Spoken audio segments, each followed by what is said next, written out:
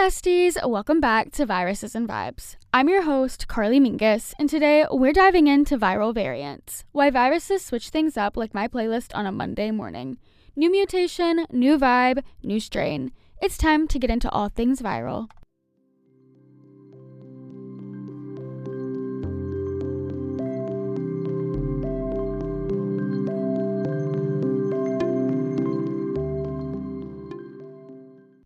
So, I'm sure at some point during your life you've heard something about different strains of viruses. One of the most common ones I'm sure you've all heard about is influenza, more commonly known as the flu.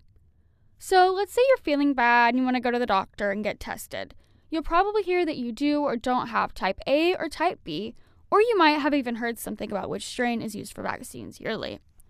And in a world less than 5 years post-COVID pandemic, questions about viruses and vaccines are increasing on the daily.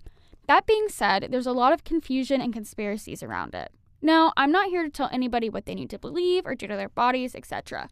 I'm simply here to clear up confusion and give some answers.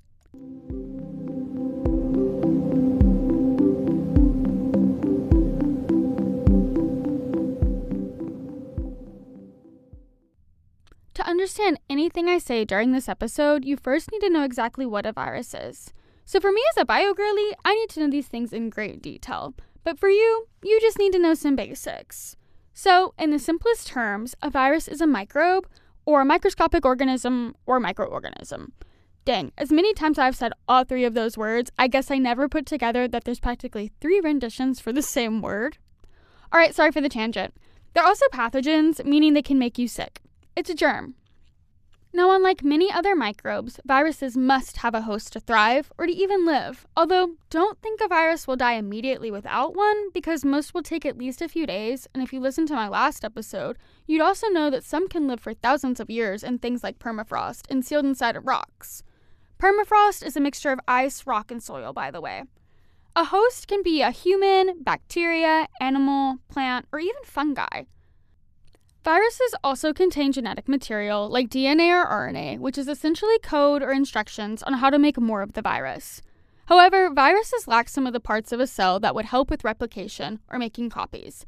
This is why they must have a host.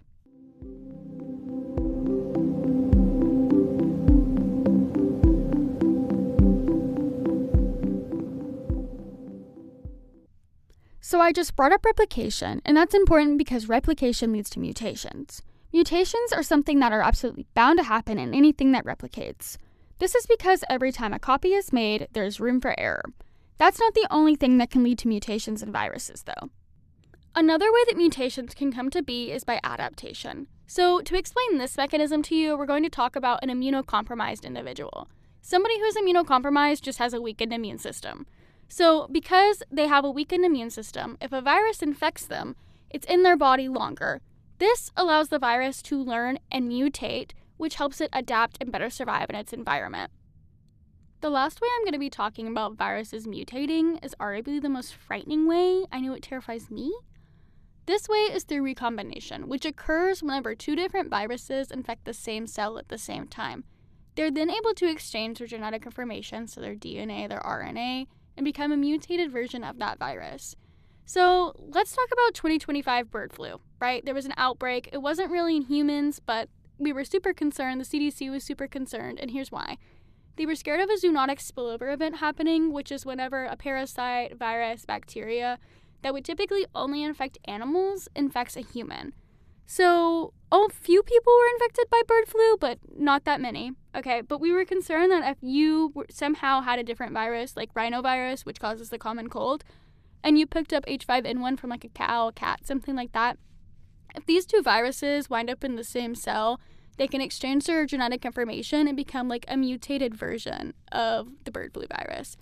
And if this virus is able to spread from person to person easier, we can be looking at an epidemic, a pandemic, which is like a worldwide outbreak, okay? An epidemic is like a localized outbreak, but anyway, that's irrelevant here, but that was the biggest concern. So recombination is genuinely terrifying to me.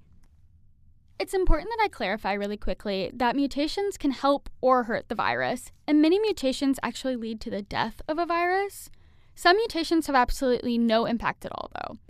Viral mutations allow for viruses to do things like reproduce quicker, avoid our immune systems, escape vaccine treatment, better adhere to surfaces when they aren't in a host, and of course, it can allow the virus to move from host to host, infecting people easier.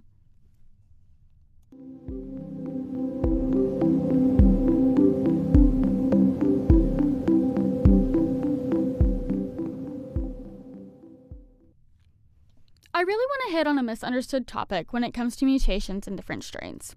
I want to talk about attenuation, or the idea that viruses can become less severe over time. Here's the deal. Viruses face a trade-off, a very important trade-off. Viruses have two choices. They can proliferate, which means they spread rapidly and easily. When they choose this method, they cause less severe or milder symptoms. Their other option is spreading less efficiently, meaning they spread slower, but they cause more severe infection. If a virus knocks you down too fast, or worse, kills you quickly, it actually limits its own ability to spread from host to host. So over time, many viruses naturally attenuate, meaning they evolve to be less severe but more transmissible, allowing them to move from host to host. It's all about the right survival strategy. Think of it as a viral vibe shift. The virus could be like, okay, maybe I don't need to be so dramatic to get attention. Maybe I just need to be everywhere. That's why some viruses start out intense and then mellow out as they adapt to humans. Like COVID, for example. It was super intense in the beginning, and now there's way more strains, which survive longer in the population, but now infection is significantly less severe, thank goodness.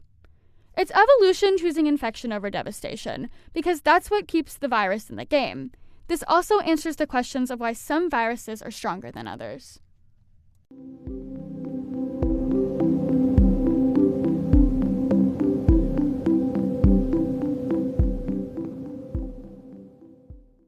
So if you're anything like me and you're scared of these mutations, you're probably wondering what you can do to prevent mutations where you can. Well, the most important thing you can do is stay home when you're sick. This dramatically lessens the chance of you catching another virus simultaneously, risking recombination. The goal should be avoiding catching multiple viruses at once. That being said, the other thing you can do is have proper hygiene, like washing your hands for at least 20 seconds, avoiding touching your face a lot during the day, and covering your mouth and nose when you sneeze or cough. There's more than this, but it's essentially the same as preventing the spread.